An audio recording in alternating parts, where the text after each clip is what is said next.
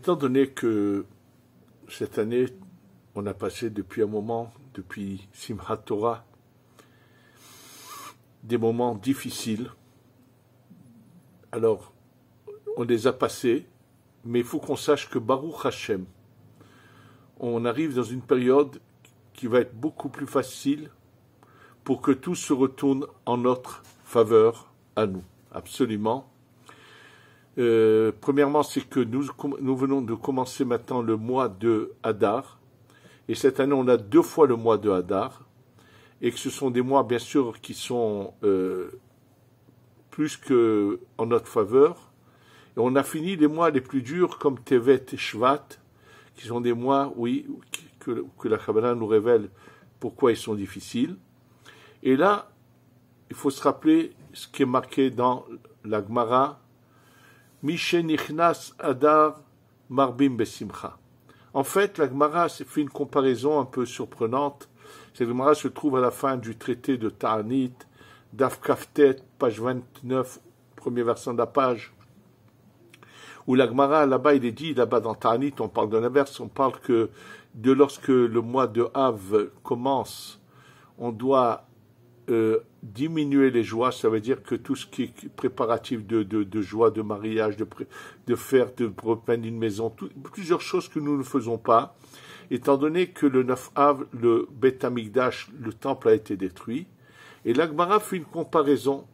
De la même manière que lorsque Av arrive, on doit diminuer la joie, Mishenichnas Adar Marbim Besimcha, que lorsque Adar arrive, on doit augmenter la joie.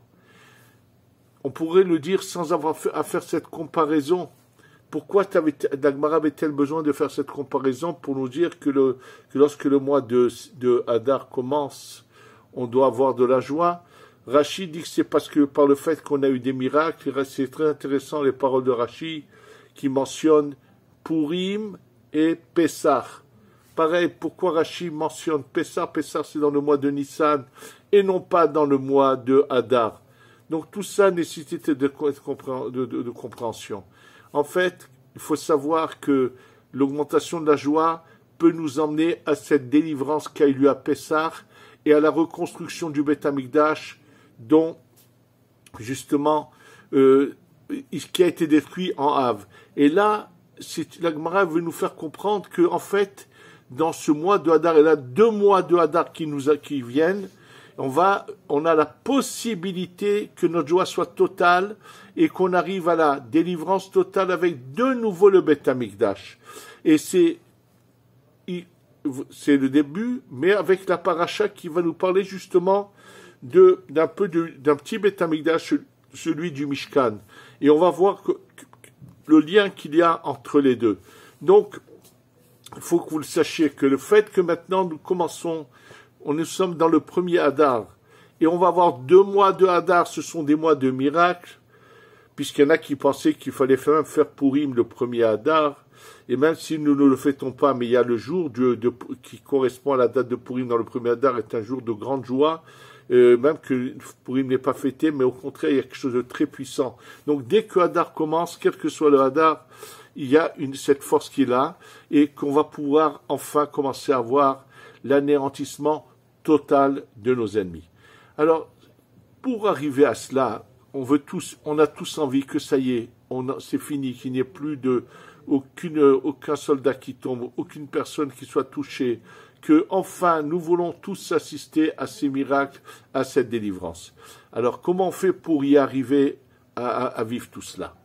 D'abord, il faut savoir quel est notre rôle à nous et ne pas penser que nous, on est le bon Dieu. Comme quand je dis ça, je parle des fois de gens, même de rabbinim, j'entends des fois des choses qui m'ont un peu surpris, de savoir que eux prient pour certaines choses, qu'elles se passent ou qu'elles ne se passent pas. Qui connaît les plans d'Hachem? Vous connaissez, je pense tous, je sais pas qui l'a sorti en français. Si tu as envie de faire rire Hachem, Dieu, Akadosh Baruch Hu, parle-lui de tes plans. C'est-à-dire que tu ne peux pas planifier quoi que ce soit, c'est lui qui décide de tout. Et ce qu'il fait, même si des fois ça ne paraît pas être le meilleur, lui finalement fait le meilleur pour nous. Et je voudrais pour cela vous rappeler quelque chose que j'ai eu l'occasion déjà de vous dire, que ce qu'avait dit celui qui s'appelait le Rav Djebit Soloveitchik, qui était aux États-Unis. C'est la famille Soloveitchik qui est la famille des Rabbanim de Brisk. Et dans cette famille, un des descendants du Rabbi Chaim de Brisk, que je vais vous dire tout de suite comment il est arrivé aux États-Unis, qui avait été le fondateur de ce qu'on appelle Yeshiva University.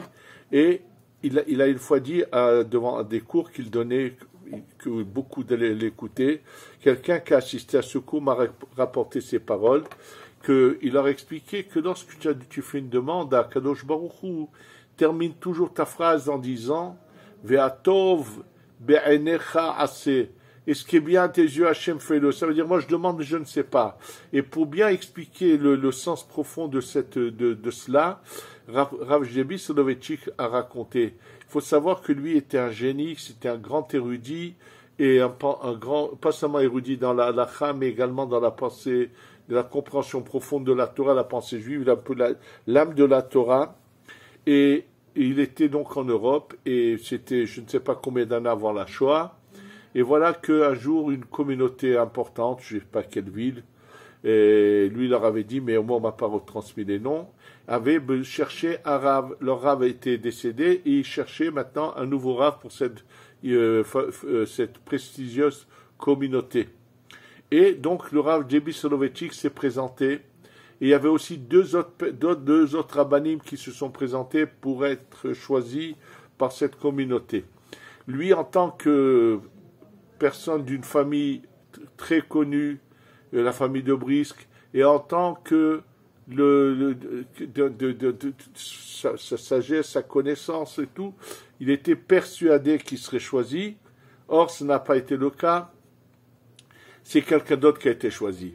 Et il a dit qu'il a pris de manière très dure ce choix, le fait qu'il n'a pas été lui pris par cette communauté.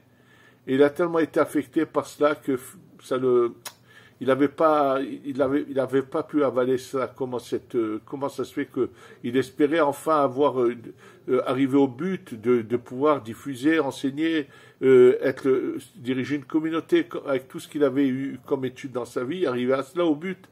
Donc il décide finalement de quitter l'Europe, il va s'installer aux États-Unis, où là-bas finalement il va être le fondateur de ce qu'on a appelé Yeshiva University. Et voilà que quelques années après, la Shoah arrive, et il apprend que la communauté dans laquelle lui avait proposé sa candidature pour être le Rav, malheureusement cette communauté a été entièrement tuée par les nazis, et ainsi que le Rav qui se trouve à la tête de cette communauté. Et là, après coup, il comprend que finalement ce refus d'Hachem a été pour lui, ça a sauvé sa vie. Et donc c'est pour ça qu'il dit que lorsqu'on demande des choses à Hachem, nous n'avons pas à insister, à ne pas accepter, à ne pas vouloir. Pourquoi je vous dis ça? Je dis également aujourd'hui, la seule chose que nous devons demander à Kadosh Baruch Hu, délivre-nous, emmène-nous la Géoula. Comment? C'est lui qui saura. S'il doit pour emmener la Géoula anéantir que Gaza, tant mieux. S'il veut aussi anéantir le Hezbollah et tout le Liban, ce que Hachem décide de faire, c'est comme ça qu'on doit le prendre. Et je voulais juste, on ne connaît pas les plans, mais je me souviens que lorsque la première grande opération vers le Liban, à l'époque de Menachem Begin, je me souviens que lorsqu'ils étaient arrivés presque à Beyrouth, ils allaient rentrer, Baba Saleh Zecher Tzadik Kadosh Uvracha, de se renseigner constamment. Est-ce qu'ils sont rentrés à l'intérieur de Beyrouth? Et finalement, on sait qu'ils ne sont pas rentrés, ils sont arrivés vraiment autour de ces quartiers qui sont aujourd'hui, où réside justement le Hezbollah, et ils ont finalement fait marche arrière. Et là, Baba Saleh avait dit, c'est très dommage s'ils étaient rentrés, la Géoula arrivait tout de suite. Pourquoi le lien, je ne sais pas. Je vous répète les mots de Baba Saleh de cette époque. Ça veut dire que nous ne connaissons pas les plans d'Hachem, et que la seule chose qu'on a à faire, c'est à réclamer au plus tôt que nous souhaitons d'abord que tout le Ham Israël fasse tchouva, parce que ceux qui ne feront pas tchouva, malheureusement, qui resteront dans l'entêtement, ils vont être perdants, puisque c'est marqué En ben Davidva, Kulozakai ou Kulochayav. Que lorsque le Mashiach arrive, il arrive au moment où ils sont tous méritants ou tous non méritants. C'est impossible qu'il n'y ait pas des gens qui fassent la Torah. Non, ce qu'il y a, c'est que pendant un grand nombre de générations, il y avait toujours un judaïsme qui n'était pas toujours bien appliqué, mais il y avait quand même un consensus où, plus ou moins, tout le monde croyait, tout le monde savait qu'il faut servir Hachem, mieux ou moins bien. Et aujourd'hui, nous sommes devant une situation qui a totalement changé, où nous sommes devant une situation où on a d'un côté les croyants et d'un autre côté les renégats totales. Et pour ça, je voudrais vous raconter qu'il y a quelques jours, ce que j'ai eu un appel, une doctoresse qui m'a appelé et qui m'a raconté la chose suivante. Elle m'a appelé pour me demander mon avis. Elle a ici en Israël, attention, une francophone, mais elle est ici en Israël. Et elle avait besoin d'une secrétaire pour son cabinet médical. Et quelqu'un s'est présenté. Elle avait apparemment le savoir pour être secrétaire. Ils avaient tous été mis d'accord. Elle a commencé le premier jour où elle travaille. Ça m'a choqué, mais je veux vous le dire pour vous montrer comment il peut y avoir des gens à ce point qui sont vraiment ce qui est marqué dans la Gemara. Dans le cabinet en question, il y a sur un mur une sorte de prière où je ne sais pas comment c'est pour demander à Hachem de donner la parnassa de quoi vivre. Parce que cette doctoresse est une femme qui est croyante, bien sûr, qui sait que tout vient d'Hachem. Et donc, elle avait mis ça sur un des murs de son cabinet, qui est dans la pièce où se trouvait la secrétaire. Et là, elle m'appelle pour me dire que la secrétaire est venue la voir le premier jour de son travail. Est-ce que je peux avoir une question osée ou audacieuse? Elle est surprise, oui. Est-ce qu'on pourrait retirer ce qu'il y a sur le mur? Elle lui dit, je viens d'une maison tellement apicorsite, ça veut dire une maison de tellement d'athéisme, que ça l'a dérangé qu'il y ait sur le mur quelque chose qui rappelle la croyance. Alors bien sûr, ma réaction était de lui dire de se débarrasser immédiatement d'une telle personne elle est ce qu'elle est, mais avoir une telle haine, avoir le culot de venir dire à sa patronne de retirer quelque chose qui rappelle l'existence de Dieu, mais où on est arrivé, jusqu'où peut aller la haine de ces gens-là qui veulent pas croire. Et là, on comprend ce que la Gemara dit. Oui, au moment de la venue du Mashiach, on va plus avoir de milieu. Il y aura ou les croyants qui sont, même s'ils font pas tout comme il faut, mais c'est ça ce qu'on appelle Kulozakai, qui savent que finalement tout vient d'Hachem, mais aujourd'hui on entend de combien de politiciens qui le disent, oui, on sait que le Mashiach va venir, ils savent que tout vient d'Hachem, que tout c'est lui qui le gère, surtout avec les derniers mois que nous avons vécus, combien se sont renforcés dans leur Emouna. Et de l'autre côté, on a encore des gens qui sont à ce point dans les ténèbres et qui haïssent ceux qui sont dans la lumière. J'ai eu l'occasion de vous parler de ce pauvre malheureux, celui qui est le maire de la ville de Tel Aviv. Et quelqu'un m'a rappelé récemment qu'il a été vu dans des restaurants où on servait de la viande de chien. C'est parce qu'il est un chien lui-même, c'est pour ça qu'il a une telle haine.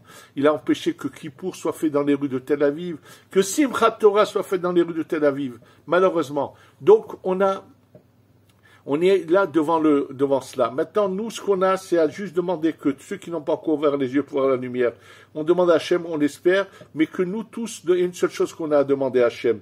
Akadosh Baruch Hu, ça y est, on veut enfin le 3e Beth Amikdash. Et là, je voudrais vous dire ce que les paroles de Rashi. Rashi dans Masechet Souka, dans le traité de Souka, là-bas, page 41, il est parlé d'une loi qui consiste à quand est-ce quel moment de la journée pourrait être permis de manger la nouvelle culture de certaines céréales. Et au temps du Beth Amikdash, c'était une fois qu'on avait seulement amené une certaine offrande que c'était permis. Mais maintenant qu'on n'a pas le Beth Amikdash, alors c'est à partir dès que le jour commence. Et la Gemara dit que non, il faut passer une journée entière. Pourquoi? Parce que le Beth Amikdash peut arriver, et les gens diront, mais l'année dernière, à cette date, on avait mangé la nouvelle récolte. Or, il n'y avait pas le Beth Amikdash. Maintenant qu'il y a le Beth Amikdash, il faut attendre que l'offrande soit emmenée. Donc, pour ça, les Chachamim ont interdit toute cette journée, pour pas qu'ils se disent, l'année dernière, on a mangé à tel jour la nouvelle récolte, et qu'ils risquent de le faire avant qu'on ait emmené l'offrande. Et là, Rachid dit, mais quel est le problème? Comment c'est possible? Pourtant, il est bien dit que le Beth Amikdash ne peut pas être construit pendant la nuit. Et là, Rachid nous dit, oui, le Beth Amikdash fait par les hommes ne peut pas être construit. Mais celui qui doit descendre, celui que le troisième Beth Amikdash, il est tout près, il est vraiment au complet là-haut, il va juste à descendre. Et c'est ça ce que nous devons espérer à tout instant, c'est de voir ce Beth Amikdash descendre. Comment on fait cela? C'est la paracha de la semaine. Lorsque Akadosh Baruch Hu dit à Moshe d'enseigner au Am Israël ce qu'ils doivent faire par rapport au tabernacle, au Mishkan, c'est marqué Va'asuli Mishkan ve'shachanti betocham. Ils vont me faire un Mishkan, donc un tabernacle, un lieu et je vais résider en eux. Tout le monde connaît cet enseignement, mais c'est en lui, c'est pas en eux. Non, Akadosh Baruch Hu veut que chacun dans son cœur fasse résider Akadosh Baruch Hu.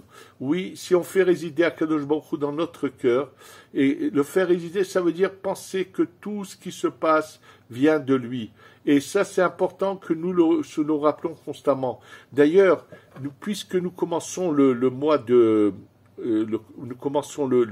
Hadar, qu'est-ce que ça veut dire augmenter la joie?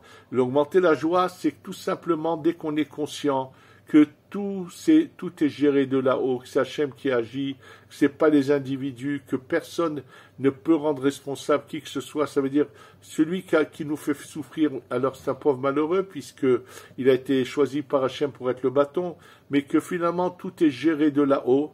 Alors, bien sûr que ça nous donne une certaine un bien-être en soi. Et je vous rappelle d'ailleurs les paroles de la Gemara dans Masechet Shabbat, Daf Pechet, page 88, où la Gemara dit que, bien que lorsque la Torah a été donnée au peuple d'Israël à la sortie d'Égypte, ça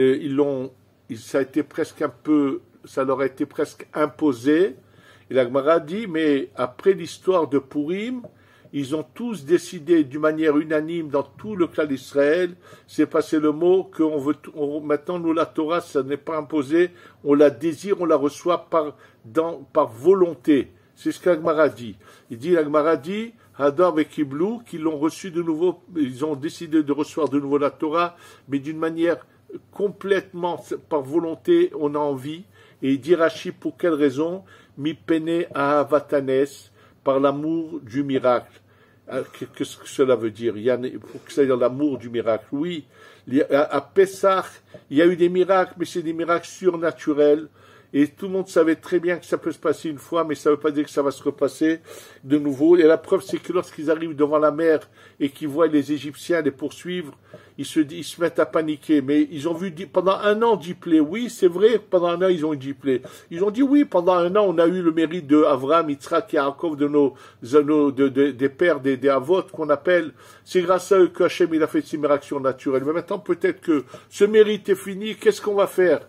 Et donc, il y a de nouveau un miracle naturel, c'est très beau, mais ils savent que c'est pas des choses qui peuvent se reproduire. Alors que Hadar, le miracle de Purim, n'a rien eu de surnaturel qui s'est passé, c'est d'une manière où ce qu'on pourrait appeler des coïncidences, que par hasard et ainsi de suite, ça c'est faux. C'était la main d'Hachem cachée dans la nature. Et Hachem a différentes manières d'agir sans faire de choses surnaturelles. C'est-à-dire que il peut faire que au moment que dans l'entourage du Hezbollah, dans l'entourage du Hamas, il se passe des événements qui fassent que tout d'un coup ils crèvent, ils aient toutes sortes de choses terribles qui leur arrivent et qui va finalement nous débarrasser de cette vermine, de ces sauvages, de ces barbares, de ces gens qui ont que la haine dans leur cœur et que la destruction qui compte pour eux. Ils n'ont rien de positif, c'est que du négatif. Et là maintenant, nous, si on se renforce dans notre Emouna dans la Hashgacha pratit. C'est de cette manière-là qu'on va augmenter notre joie. Alors on va faire venir que le prochain Beth Amikdash, si on a le Mishkan en nous, le prochain Beth Amikdash va venir. Donc ce qu'il y a maintenant à penser, et surtout ne jamais se dire, comme j'ai eu l'occasion des fois d'entendre dans le passé, que quand je parlais avec des gens qui avaient des magasins, qui avaient toutes sortes de choses, et il y en a un qui m'a dit, mais Rav Cohen, on n'est pas manchot, nous. Et quelle bêtise. Parce que tu penses que tu n'es pas manchot, tu penses que tu es intelligent, que tu vas gagner de l'argent, tu te trompes bel et bien. Il faut savoir tous les jours, quand on ouvre les yeux, savoir se rappeler que c'est Hachem qui donne, que nous ne sommes que celui qui a la chance que Hachem lui donne abondamment. C'est pas parce qu'il est intelligent, pas du tout. Et rappelez-vous ce que j'avais une fois l'occasion de vous raconter, que le rabbi Shalom Massas, qui était grand rabbin de Jérusalem à la fin de sa vie, a raconté un jour dans un de ses cours où il a ramené ce qui est marqué Lo Chachamim à Osher. C'est pas aux intelligents que Hachem donne la fortune. Et il a eu l'occasion de raconter cette histoire qui est la suivante, c'est qu'il y avait, surtout à son époque au Maroc, ça se passait des choses de ce genre, où il y avait quelqu'un qui malheureusement n'avait été alphabète, n'avait été lié à l'école pour apprendre à écrire ou quoi que ce soit, et voilà qui cherchait constamment à travailler, des petits travaux, il portait toutes sortes de travaux à faire, et c'était difficile, le moment était difficile, et voilà que la communauté où il était, le shamash qui s'occupait de la synagogue, est décédé. Donc lui, il a pensé, il va aller se présenter comme il se présente pour être le shamash de la synagogue. Alors bon, on l'a dit, le président, le responsable, il dit d'accord, tu commences. Il a commencé, il allait nettoyer, il s'occupait de ce qu'il faut, ils allumaient aussi des veilleuses, bon, tout ce qu'il y avait à faire, il le faisait. Et puis voilà que 2 semaines environ après qu'il soit shamash, quelqu'un qui pendant Shabbat a fait un don à la communauté, à la synagogue, lui emmène l'argent au shamash dans la semaine. Et lorsqu'il lui emmène l'argent, il lui dit « Donne-moi un reçu ». Alors lui, très embarrassé, il va avec lui chez le responsable de la communauté. Il lui dit « Il m'a donné l'argent de son don de Shabbat, mais il me demande un reçu ». Il lui dit « Alors ?» Il lui dit « Mais moi, je ne sais pas écrire. »« Ah, tu ne sais pas écrire? Bon, eh ben, prends ce qui tu as travaillé 2 semaines, voilà ta paye. Au revoir. On a besoin d'un shamash, il faut qu'il sache écrire. » Et donc il est viré de sa place, il retourne sur la place publique au marché à chercher à faire des choses, et là il commence à acheter des petites choses, à les revendre, et ça lui réussit, et de chose en chose, il a réussi très vite, jusqu'à qu'il monte carrément à un centre où il commande sa marchandise de la France, et il la revend. Il a des gens autour de lui, bien sûr, qui l'aident quand il a besoin de faire des lettres, de faire tout ce qu'il faut. Et donc, il ouvre un compte, bien sûr, en banque, et Baruch Hashem, ça va en prenant de l'ampleur, et sa société commence à faire de grosses commandes. À tel point qu'un jour, le fournisseur français décide de venir au Maroc, et rencontre celui qui lui achète tant de marchandises, et là, ils font une belle commande et tout, et il sort un carnet de chèques, et là, ce fameux juif écrit sur les chiffres pour la somme qu'il doit donner au fournisseur, et il demande au fournisseur d'écrire les chiffres qu'on appelle ça, le chiffre, mais d'écrire en lettres, la somme en lettres, ça veut dire comme ce qu'on fait sur tous les chèques, plus sur tous les chèques. Alors le fournisseur est surpris, il lui dit « Mais pourquoi tu veux que c'est moi qui écrive ?» Il lui dit « Je ne sais pas écrire. » Il lui a dit « Quoi? Toi qui me commandes tant de tu ne sais pas écrire ?» Il lui a dit « Heureusement, parce que si j'avais su écrire, j'aurais été jusqu'à aujourd'hui shamash. » Ça veut dire que finalement, on sait c'est Hachem qui choisit, qui gère, qui décide, qui fait tout. Nous, on a une seule chose à demander à Kadosh Baruch Hu. On n'a pas à lui dire ne fais pas la guerre au Liban, ne fais pas la guerre en Iran, ne fais pas la guerre en Syrie, ne fais pas ci ou ne fais pas ça. On n'a pas à dire à Hachem ce qu'il a à faire. Nous, une seule chose qu'on a à lui demander, c'est il nous délivre, qu'il emmène tout l'âme Israël ici en Eretz Israël, et qu'on ait la Goula Shlema, que ce 3e Beth Amikdash descende immédiatement, à tous les moments. On n'a pas de date. On espère à tout instant. On est dans un moment très propice. Comme je vous l'ai dit, Mishin Nichnas Adar Marbim Besimcha, l'Arbot Besimcha, ça veut dire qu'on pense que ce qui s'est passé en Av, ça a été la destruction du temple, on a diminué la Simcha. Maintenant, on va l'augmenter parce que maintenant, on a toute l'opportunité de que le Beth Amikdash descende et qu'on soit délivré totalement. C'est ça ce qu'on doit espérer, demander. Et ça, en faisant régner Hachem dans notre cœur, Be'ezrat Hashem, on va avoir bientôt la Géoula Shlema, et Be'ezrat Hashem, à tout instant que ce troisième Beth Amikdash descende, tout près, comme il le dit Rashi. D'ailleurs, les paroles de Rashi se trouvent dans le livre Tikkun Azor, dans 2 endroits, où même le verset que mentionne Rashi, pour parler que ce troisième temple est prêt et va descendre, sont le même passou qui se trouve dans le Tikkun Azor, et qu'on ait la Géoula Shlema, et que Be'ezrat Hashem, ce Pessah, on mangera du Korban Pessah, de l'agneau pascal. Amen. Ve Amen.